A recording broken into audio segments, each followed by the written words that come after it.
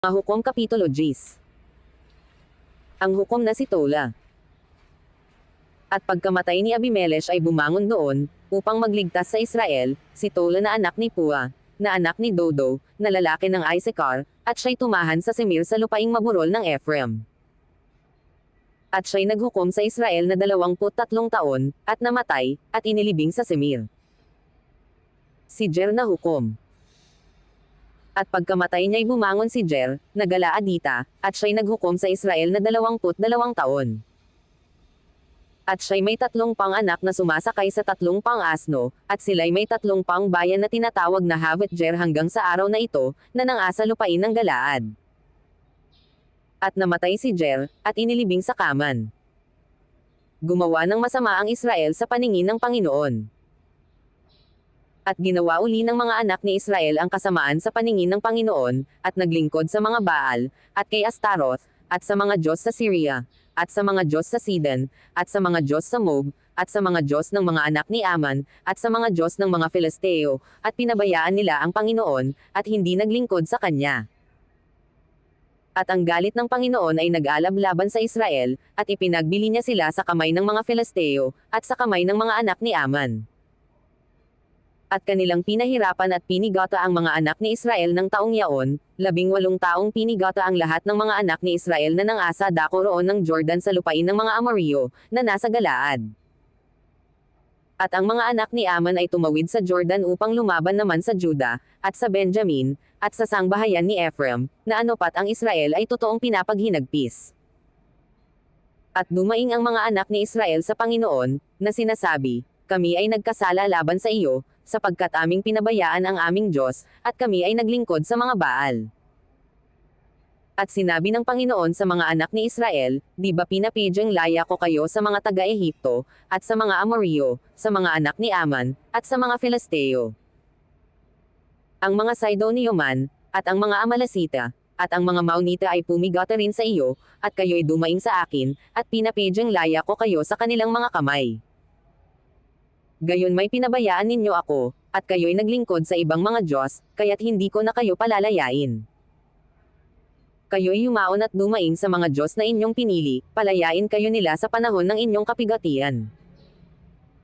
At sinabi ng mga anak ni Israel sa Panginoon, kami ay nagkasala, gawin mo sa amin anumang iyong mabutihin, isinasamo namin sa iyo, na iligtas mo lamang kami sa araw na ito.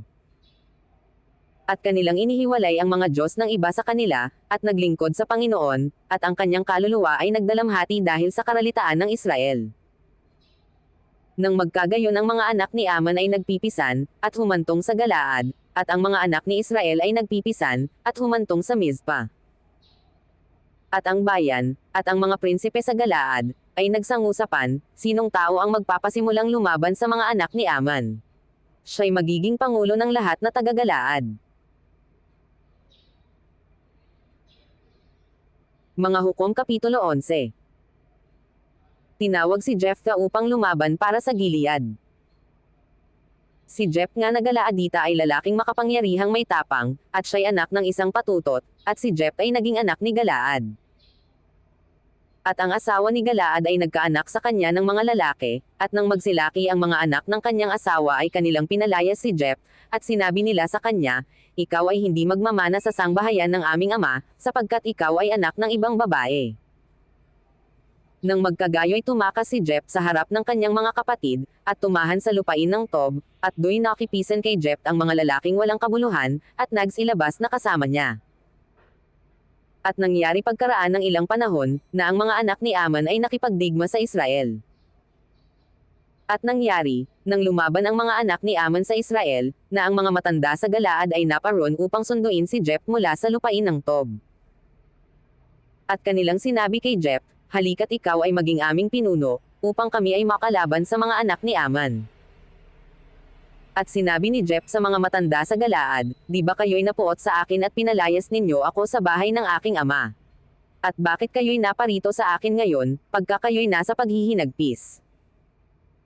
At sinabi ng mga matanda sa Galaad kay Jephthah, kaya't kami ay bumabalik sa iyo ngayon, upang ikaw ay makasama namin, at makipaglaban sa mga anak ni Aman, at ikaw ay magiging pangulo naming lahat na taga-Galaad.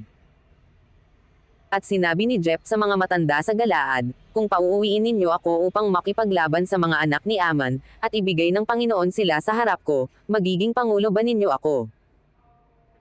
At sinabi ng mga matanda sa Galaad kay Jeph, ang Panginoon ang maging saksi natin, tunay na ayon sa iyong salita ay siya naming gagawin. Nang magkagayoy si Jeph ay yumaong kasama ng mga matanda sa Galaad, at ginawa nila siyang pangulo at pinuno, at sinalita ni Jeph sa Mizpa ang lahat ng kanyang salita sa harap ng Panginoon. Jeph ng mga hukom. At nagsugo si Jeph ng mga sugo sa hari ng mga anak ni Aman, na nagsasabi, anong ipinakikialam mo sa akin, na ikaw ay naparito sa akin upang lumaban sa aking lupain? At isinagot ng hari ng mga anak ni Aman sa mga sugo ni Jeph, sapagkat sinakop ng Israel ang aking lupain, nang siya'y umahong galing sa Ehipto, mula sa Arnon hanggang sa Jabok, at hanggang sa Jordan, kaya't ngayon ibalik mo ng payapa ang mga lupaing yaon. At nagsugo uli si Jeph ng mga sugo sa hari ng mga anak ni Aman. At kanyang sinabi sa kanya, ganito ang sabi ni Jeph, hindi sumikop ang Israel ng lupain ng Moab, o ng lupain ng mga anak ni Aman. Kundi nang sila'y umahan mula sa Ehipto, at ang Israel ay naglakad sa ilang hanggang sa dagat na mapula, at napasa Kades. Nagsugo nga ang Israel ng mga sugo sa hari sa Edom, na nagsasabi, isinasamo ko sa iyong paraanin mo ako sa iyong lupain, ngunit hindi din inag ng hari sa Edom, at gayon din nagsugo siya sa hari sa Moab, ngunit ayaw siya, at ang Israel ay tumahan sa Kades. Nang magkagayoy naglakad sila sa ilang, at lumiko sa lupain ng Edom, at sa lupain ng Moab, at napasa dakong silanganan ng lupain ng Moab, at sila'y humantong sa kabilang dako ng Arnon, ngunit hindi sila pumasok sa hangganan ng Moab, sapagkat ang Arnon ay siyang hangganan ng Moab. At nagsugo ang Israel ng mga sugo kay Sehon na hari ng mga Amorreo, na hari sa Hesbon, at sinabi ng Israel sa kanya, isinasamo namin sa iyo na paraanin mo kami sa iyong lupain hanggang sa aking dako. Ngunit si Sehon ay hindi tumiwala sa Israel upang paraanin sa kanyang hangganan, kundi pinisan ni Sehon ang kanyang buong bayan, at humantong sa Diyos, at lumaban sa Israel. At ibinigay ng Panginoon, ng Diyos ng Israel si Sehon, at ang kanyang buong bayan sa kamay ng Israel, at sinaktan nila sila, sa gayo'y inari ng Israel ang buong lupain ng mga Amorreo, na mga taga-ron sa lupaing yaon. At kanilang inari ang buong hangganan ng mga Amorreo, mula sa Arnon hanggang sa Jabok, at mula sa ilang hanggang sa Jordan.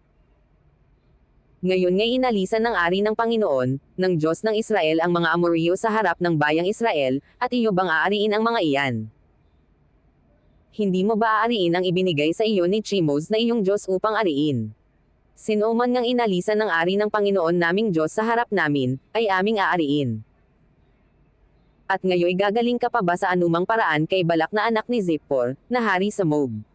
Siya ba'y nakipagkaalit kailanman sa Israel o lumaban kaya sa kanila? Samantalang ang Israel ay tumatahan sa Hesbon at sa mga bayan nito, at sa Aror at sa mga bayan nito, at sa lahat ng mga bayang ng asa tabi ng Arnon, na 300 taon, bakit hindi ninyo binawi ng panahong yaon?